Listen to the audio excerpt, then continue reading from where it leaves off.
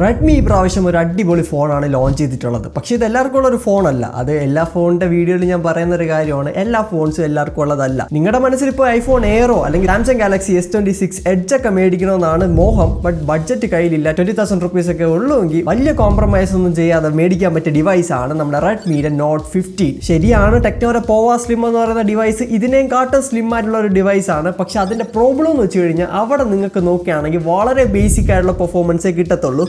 ഇവിടെ നോക്കുകയാണെങ്കിൽ performance അതിനെക്കാട്ടും better ആണ്, ബാറ്ററി നോക്കുകയാണെങ്കിൽ നല്ലതാണ്, ആൻഡ് ബാക്കിയുള്ള സ്പെസിഫിക്കേഷനും ഈ ഒരു ഫോൺ വളരെ നല്ലതായിട്ടാണ് പെർഫോം ചെയ്യുന്നത്. അപ്പോൾ മാർക്കറ്റിൽ ഒരു സ്ലിം ഫോൺ നോക്കുന്നുണ്ട്, നല്ലൊരു റെഡ്മി ഫോൺ നോക്കുന്നുണ്ടെങ്കിൽ ഈ ഒരു ഡിവൈസ് തീർച്ചയായിട്ടും നിങ്ങൾക്ക് ചെക്ക് ചെയ്ത് നോക്കാൻ പറ്റിയ ഒരു ഡിവൈസ് തന്നെയാണ്. ഫസ്റ്റ് ഓഫ് ഓൾ ഞാൻ നോട്ടീസ് ചെയ്ത കാര്യമാണ് ഇതിന്റെ സ്ലിംനെസ്. വളരെ സ്ലിം ആയിട്ടുള്ള ഒരു ഡിവൈസ് ആണ്. 177 ഗ്രാംസ് മാത്രമേ ഇതിന്റെ വെയിറ്റ് വരുന്നുള്ളൂ. ആൻഡ് വളരെ കംഫർട്ടബിൾ ആണ്. നിങ്ങൾക്ക് വളരെ കംഫർട്ടബിൾ ആയിട്ട് ഹോൾഡ് ചെയ്യാൻ പറ്റിയൊരു ഡിവൈസ് വേണമെന്നുണ്ടെങ്കിലും തീർച്ചയായും ചെക്ക് ഔട്ട് ചെയ്ത് നോക്കാം. വലിയ വെയിറ്റ് ഒന്നും വരാത്തതുകൊണ്ട് തന്നെ വളരെ കംഫർട്ടബിൾ ആണ് ഇത് ഹോൾഡ് ചെയ്യാൻ വേണ്ടി. പിന്നെ IP റേറ്റിംഗ് ഒക്കെ ആവശ്യമുള്ളത് കൊടുത്തിട്ടുണ്ട്. IR ബ്ലാസ്റ്റർ വരുന്നുണ്ട്. ടിപ്പിക്കലി ഷവമി ഫോൺസിൽ കാണുന്നതാണ്, അല്ലെങ്കിൽ റെഡ്മി ഫോൺസിൽ പണ്ടോട്ടേ വരുന്നതാണ് ഈ ഒരു ഫോണിലും കൊടുത്തിട്ടുണ്ട്. ആൻഡ് പ്ലാസ്റ്റിക്കിന്റെ ബാക്ക് ആണ്. വളരെ ഫ്ലാഷി ഡിസൈൻ ഒന്നും കൊടുത്തിട്ടില്ല, ഭയങ്കര മിനിമൽ ലുക്കിംഗ് ആണ്. നല്ലൊരു പ്രീമിയം ടച്ച് കൊടുക്കുന്നുണ്ട് ഇതിന്റെ ലുക്ക് നോക്കുകയാണെങ്കിൽ. പ്ലാസ്റ്റിക് ആയിരുന്നിട്ട് മാറ്റ് ഫിനിഷ് ആയതുകൊണ്ട് തന്നെ ഫിംഗർ പ്രിന്റും സ്മജസ് ഒന്നും പിടിക്കുന്നില്ല. വളരെ അധികം നല്ലൊരു ഫിനിഷിംഗ് ആണ് ഇവിടെ കൊടുത്തിട്ടുള്ളത്. പിന്നെ ഇതിന്റെ ഡിസ്പ്ലേ നോക്കുകയാണെങ്കിൽ 6.77 ഇഞ്ചിന്റെ 120 ഹെർട്സിന്റെ ഒരു കർവ്ഡ് ഡിസ്പ്ലേ ആണ്. ആൻഡ് കർവ്ഡ് ഡിസ്പ്ലേ എനിക്കറിയാം മിക്ക ആൾക്കാർക്കും താല്പര്യമില്ല. പക്ഷെ ഇതിന്റെ ഒരു ഗുണം എന്ന് വെച്ച് കഴിഞ്ഞാൽ ഇതിന്റെ ആ ഒരു സ്ലിംനെസ് ഭയങ്കരമായിട്ട് എടുത്തു കാണിക്കുന്നത് ഈ ഒരു കർവ് ഡിസ്പ്ലേയും കൂടെ ഉള്ളതുകൊണ്ടാണ്. ആ ഒരു ബാക്കിൽ നിന്നും ഫ്രണ്ടിൽ നിന്നുള്ള ഒരു കർവ് കാരണം ഇത് വളരെയധികം കംഫർട്ടബിൾ ആക്കുന്നുണ്ട് ഹോൾഡ് ചെയ്യാൻ വേണ്ടി. കർവ് ഡിസ്പ്ലേ താല്പര്യമില്ലെങ്കിൽ വേറെയും കുറെ ഡിവൈസുകൾ മാർക്കറ്റിൽ അവൈലബിൾ ആണ്. പക്ഷെ അവിടെ ഇത്രയും നല്ലൊരു സ്ലിം എക്സ്പീരിയൻസ് നിങ്ങൾക്ക് കിട്ടണമെന്നില്ല. പിന്നെ ഇതൊരു 120 ഹെർട്സ് പാനലാണ്. ബട്ട് 120 ഹെർട്സ് നല്ല രീതിയിൽ ഒപ്റ്റിമൈസ്ഡ് അല്ല. ഇതിന്റെ കംപ്ലീറ്റ് UI എക്സ്പീരിയൻസിന്റെ കാര്യം പറയുമ്പോൾ ഞാൻ പറഞ്ഞുതരാം. എന്നാലും 120 ഹെർട്സിന്റെ ഒരു ഡിസ്പ്ലേ കൊടുത്തിട്ടുണ്ട്. മാത്രമല്ല കളർ കാലിബ്രേഷൻ വളരെ നല്ലതാണ്. ഈ ഒരു പ്രൈസിന് one of the best display എന്ന് വേണമെങ്കിൽ പറയാൻ പറ്റും. നല്ല കളർ കാലിബ്രേഷൻ ഉണ്ട്, നല്ല ബ്രൈറ്റ് പാനലാണ്. നിങ്ങൾക്ക് ഔട്ട്ഡോർ വിസിബിലിറ്റി ആണെങ്കിലും ഇൻഡോർ ആണെങ്കിലും നല്ല ബ്രൈറ്റ് ആണ് ഈ ഒരു ഡിസ്പ്ലേ. പക്ഷെ നെറ്റ്ഫ്ലിക്സിലൊന്നും HDR സർട്ടിഫിക്കേഷൻ കൊടുത്തിട്ടില്ല. യൂട്യൂബിൽ കുഴപ്പമില്ലാത്ത രീതിയിൽ നമുക്ക് വീഡിയോ എക്സ്പീരിയൻസ് കിട്ടുന്നതാണ്. ബെസൽസ് നോക്കുകയാണെങ്കിൽ വളരെ സ്ലിം ആണ്. ഈ ഒരു പ്രൈസ് പോയിന്റ് വെച്ച് നോക്കുകയാണെങ്കിൽ നല്ല സ്ലിം ബെസൽസ് ആണ് ഇവിടെ വരുന്നത്. പിന്നെ ഒരു optical in display finger print scanner കൊടുത്തിട്ടുണ്ട്. അതുപോലെ തന്നെയാണ് സ്റ്റീരിയോ സ്പീക്കറിന്റെ പെർഫോമൻസും നല്ലതാണ്. പക്ഷെ സ്റ്റീരിയോ സ്പീക്കർ ഫുൾ വോളിയത്തിലോ അല്ലെങ്കിൽ ഒരു 80% വോളിയത്തിലൊക്കെ എത്തുമ്പോൾ ബാക്ക് പാനൽ വൈബ്രേറ്റ് ചെയ്യുന്നതായിട്ട് ഫീൽ ചെയ്യാൻ പറ്റും. അതൊട്ടും തന്നെ ഒരു പ്രീമിയം ഫീൽ തരുന്നില്ല.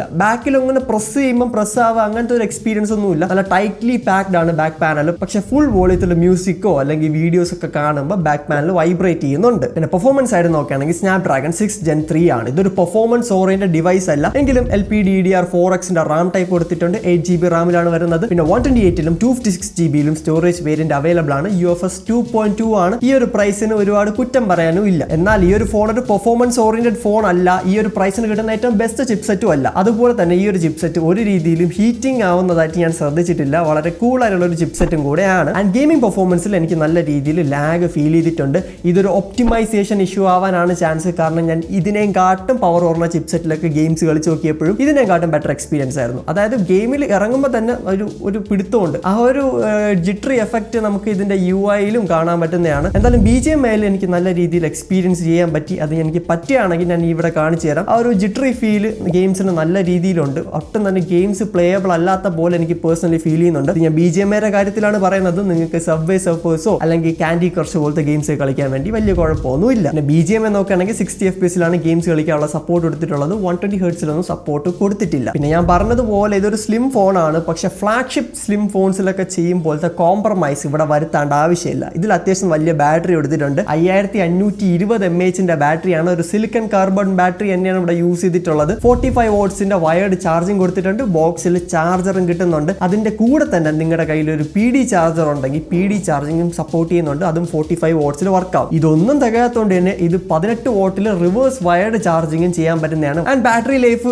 നല്ല ബാറ്ററി ലൈഫാണ്. ഒരു 6000 mAh ബാക്കിയുള്ള കുറെ ഫോൺസ് ഒക്കെ ഞാൻ യൂസ് ചെയ്തിട്ടുണ്ട്. സോ അതിന്റെയൊക്കെ ഒരു ലെവലിൽ എനിക്ക് ഇതിന്റെ ബാറ്ററി പെർഫോമൻസ് കിട്ടുന്നുണ്ട്. ബാറ്ററി ഒരു രീതിയിലും ഒരു കോംപ്രമൈസ് അല്ല. അതിന്റെ ഒരു മെയിൻ റീസൺ ഇതിന്റെ ചിപ്സെറ്റ് വലിയ പവർഫുൾ ചിപ്സെറ്റ് അല്ല. സോ അതുകൊണ്ടും കൂടെ ആയിരിക്കാം. പിന്നെ ഇതിന്റെ ക്യാമറാസും ഈ ഒരു പ്രൈസിന് ഒരു ഡീസന്റ് ക്യാമറാസ് ആണ്. ഒരു 108 മെഗാപിക്സലിന്റെ പ്രൈമറി എടുത്തിട്ടുണ്ട്. അതിൽ OIS വരുന്നുണ്ട്. ആൻഡ് 8 മെഗാപിക്സലിന്റെ അൾട്രാ വൈഡ്. കണ്ടാ 3 ക്യാമറ പോലേക്ക് ഇരിക്കുമെങ്കിലും ആ ഒരു ക്യാമറ മോഡ്യൂളിൽ 2 ക്യാമറാസ് മാത്രമേ വർക്കിംഗ് ആയിട്ടുള്ളൂ. മൂന്നാമത്തെ ഒരു ഡമ്മി പീസ് ആണ്. സോ ആ 2 ക്യാമറാസിലും ആ ഒരു പ്രൈമറി ക്യാമറയുടെ ഷോട്ട്സ് അത്യാവശ്യം നല്ലതാണ്. നല്ല കളേഴ്സ് കൊടുത്തിട്ടുണ്ട്. ടിപ്പിക്കലി റെഡ്മി ഫോൺസിലൊക്കെ കാണുമ്പോഴത്തെ ഒരു പഞ്ചി കളേഴ്സും ഒരു പോപ്പ് ഉണ്ടല്ലോ. സോ ആ ഒരു കളർ പോപ്പ് നമുക്ക് ഇവിടെയും കിട്ടുന്നുണ്ട്. സോ അത്യാവശ്യം നല്ലൊരു വിവിഡ് ഫോട്ടോസ് ഒക്കെയാണ് ഈ ഒരു ഫോൺ ഷൂട്ട് ചെയ്ത് തരുന്നത്. And primary camera is good. And videos എടുക്കാനാണെങ്കിലും അത്യാവശ്യം നല്ല രീതിയിൽ പ്രൈമറി ക്യാമറ പെർഫോം ചെയ്യുന്നുണ്ട്. ലോ ലൈറ്റിൽ ടെസ്റ്റ് ചെയ്തപ്പോഴാണെങ്കിലും പ്രൈമറി ക്യാമറ നല്ല രീതിയിലാണ് ഇത് ഡെലിവർ ചെയ്യുന്നത് ഫോട്ടോസ്. വലിയ കുറ്റം പറയാനില്ല. കാരണം ഈ ഒരു പ്രൈസ് പോയിന്റിന്റെ കാര്യത്തിൽ വെച്ചാണ് ഞാൻ പറയുന്നത്. ഇതിനെയും കാട്ടും ഒരു 5,000 rupees ഒക്കെ എക്സ്ട്രാ മുടക്കുകയാണെങ്കിലോ അല്ലെങ്കിൽ ഇതിനെയും കാട്ടും ഈ ഒരു പ്രൈസിന് ഒരു സ്റ്റെപ്പ് മേളിലൊക്കെ ഉള്ള ഒരു ക്യാമറാസ് ഒക്കെ അവൈലബിൾ ആണ് എന്നും പറഞ്ഞ് ഇതിന്റെ ക്യാമറാസ് വലിയ മോശമായിട്ടുള്ള ഒരു ക്യാമറാസും അല്ല. അപ്പോൾ ക്യാമറ പറ്റി ബാക്കി പറയാനാണെങ്കിൽ 8 മെഗാപിക്സൽ ഓക്കെ പെർഫോമൻസ് ആണ്, കൂടുതലൊന്നും പറയാനില്ല.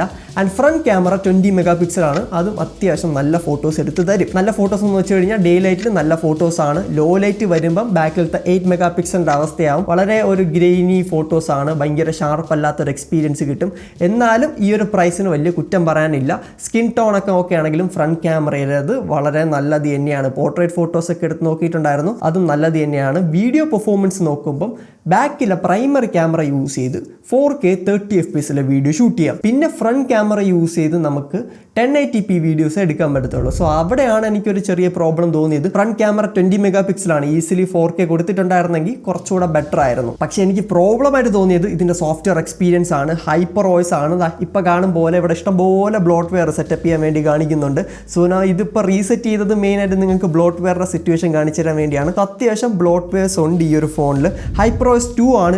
ആൻഡ്രോയിഡ് 15 വരുന്ന OS ആണ്. ആൻഡ്രോയിഡ് 16 ഈ ഒരു പ്രൈസിന് കൊടുക്കാമായിരുന്നു. കാരണം എല്ലാ ഫോൺസും ഈ ഒരു പ്രൈസിന് ആൻഡ്രോയിഡ് 16 കൊടുക്കുന്നുണ്ട്. അപ്പോൾ ആൻഡ്രോയിഡ് 15 വരുന്ന ഹൈപ്പർ OS 2 പറ്റി പറയാനാണെങ്കിൽ നല്ല ബ്ലോട്ട് വെയർസ് വരുന്നുണ്ട്, ഗ്ലാൻസ് വരുന്നുണ്ട്, അഡ്വർടൈസ്മെന്റ്സ് വരുന്നുണ്ട്. അതൊന്നും തികയാതെ തന്നെ ഇതിന്റെ UI നല്ല രീതിയിൽ സ്റ്റട്ടേഴ്സ് കാണാൻ പറ്റുന്നുണ്ട്. ഇടയ്ക്കിടയ്ക്ക് ഇങ്ങനെ ഫ്രെയിം ഇങ്ങനെ പിടിച്ച് നിൽക്കുന്ന ഒരു എക്സ്പീരിയൻസ് ഉണ്ട്. ഭയങ്കര സ്മൂത്ത് ഒന്നുമല്ല. ഈ ഒരു പ്രൈസിൽ തന്നെയാണ് ഓപ്പോയുടെ K13 അല്ലെങ്കിൽ CMFന്റെ ഫോൺ 2 Pro ഒക്കെ വരുന്നത്. സോ അതിലൊക്കെ ഇതിനെയും കാട്ടും മച്ച് സ്മൂത്തർ എക്സ്പീരിയൻസ് കിട്ടും. അതുകൊണ്ട് തന്നെ ഇതിന്റെ സോഫ്റ്റ്വെയർ എക്സ്പീരിയൻസ് എനിക്ക് ഭയങ്കര ഇഷ്ടപ്പെട്ടിട്ടില്ല.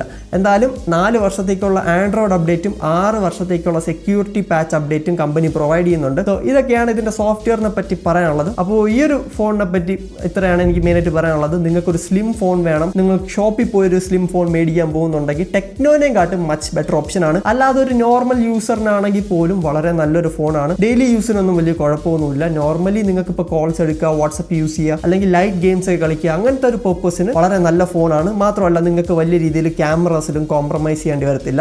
ഡീസൻറ്റ് ക്യാമറ സെറ്റപ്പ് ഇവിടെ കിട്ടുന്നുണ്ട്. ആൻഡ് ഫോട്ടോസ് നോക്കുമ്പോൾ പോലും എനിക്ക് അത്യാവശ്യം നല്ലൊരു ഫോണായിട്ടാണ് ഫീൽ ചെയ്യുന്നത്. ഇതൊരു 20,000 rupeesനകത്ത് അവൈലബിൾ ആണ്. ആൻഡ് ഈ ഒരു ഫോൺ പർച്ചേസ് ചെയ്യാൻ താല്പര്യം ഉണ്ടെങ്കിൽ ABC മൊബൈലിൻ്റെ നമ്പർ ഞാൻ ഡിസ്ക്രിപ്ഷൻ ബോക്സിൽ കൊടുത്തേക്കാം. അവരെ വിളിച്ചിട്ട് എന്തായാലും നമ്മുടെ ചാനലിൻ്റെ പേര് പറഞ്ഞാൽ ചിലപ്പോൾ സ്പെഷ്യൽ ഓഫേഴ്സ് എല്ലാം കിട്ടിയേക്കാം. സോ എന്തായാലും കോൺടാക്ട് ചെയ്ത് നോക്കാം. ഈ ഒരു വീഡിയോ ഇഷ്ടമായിട്ടുണ്ടെങ്കിൽ തീർച്ചയായിട്ടും നമ്മുടെ ബാക്കിയുള്ള വീഡിയോസോടെ ചെക്കൗട്ട് ചെയ്ത് നോക്കാം. ദിസ് ഈസ് ഫോൺ മോസ്. അടുത്ത വീഡിയോ കാണാം. Good by.